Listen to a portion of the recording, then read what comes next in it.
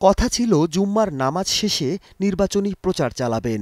সোহরাওয়ার্দী উদ্যানে দুপুরের খাবার খাবেন নেতাকর্মীদের নিয়ে।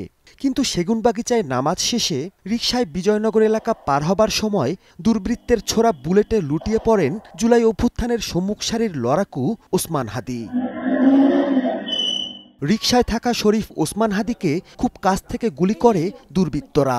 বেলা 2টা 25 মোটরসাইকেল আরোহী দুজন দুর্বৃত্ত তার মাথা লক্ষ্য করে গুলি চালিয়ে সটকে পড়ে সেখান থেকে। গুলি আঘাত হানে হাদির চোয়াল ও কানের নিচে। আঘাত পৌঁছে যায় মস্তিষ্ক পর্যন্ত। আশঙ্কাজনক অবস্থায় তাকে ঢাকা মেডিকেলে নেওয়া হয়। রক্তক্ষরণ ঠেকাতে চেষ্টা করেও লাভ হয়নি কোনো। সিটি স্ক্যানের জন্য তাকে স্থানান্তর করা হয় জরুরি বিভাগ থেকে। উৎসুক জনতার ভিড় সামলাতে সেখানে মোতায়েন করা হয় সেনা সদস্যদেরও।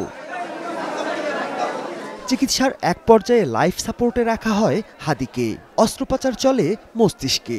সিটি স্ক্যান রিপোর্টে দেখা যায় বুলেটের ছোট ছোট দু একটি অংশবিশেষ তার মাথায় রয়ে গেছে।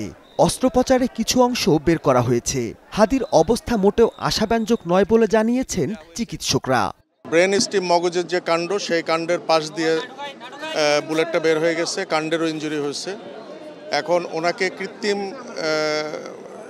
শ্বাস প্রশ্বাসের মাধ্যমে ওনাকে আমরা বাঁচিয়ে রাখছি। তবে আশার কথা যেটা, যে সাইন অফ লাইফ যেটা বলে, জীবনের চিহ্ন, এটা ওনার ভেতরে এখনো আছে।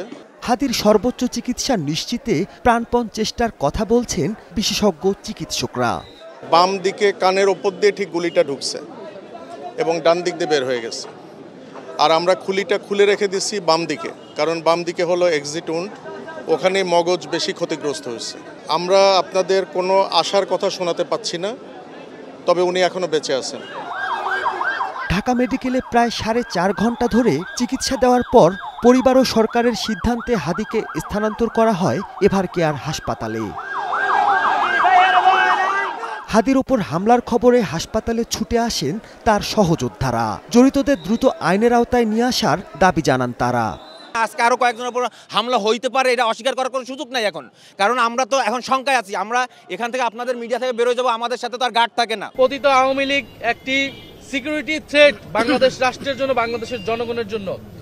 আমরা দেখেছি যে হাদি ভাইয়ের অবস্থা অত্যন্ত সংকটাপন্ন। আমরা শরীফ ওসমান হাদি ভাইয়ের সাথে আছি। এর আগে ঢাকা মেডিকেলে যান একই আসনে বিএনপির প্রার্থী মির্জা আব্বাস, জামায়াতের আমির সহ বিভিন্ন রাজনৈতিক দলের নেতৃবৃন্দ। যথাযথ তদন্ত করে যারা এই ঘটনা ঘটিয়েছে তাদেরকে গ্রেফতার করতে হবে, বিচারের আওতায় আনতে হবে। এই জাতি কোনো গুলিকে পরোয়া করবে না, ইনশাআল্লাহ রুখে দেবে এবং কাউকে এই ধরনের নোংরামি করার সুযোগ দেওয়া হবে না। বাংলাদেশের মাটি কারো বাপ দাদার জমিদারি না। জীবন মৃত্যুর সন্ধিক্ষণে থাকা ওসমান হাদি প্রাণ ফিরে পাবেন এমন আশা সবার। Mahmudul Hasan, star news, Dhaka.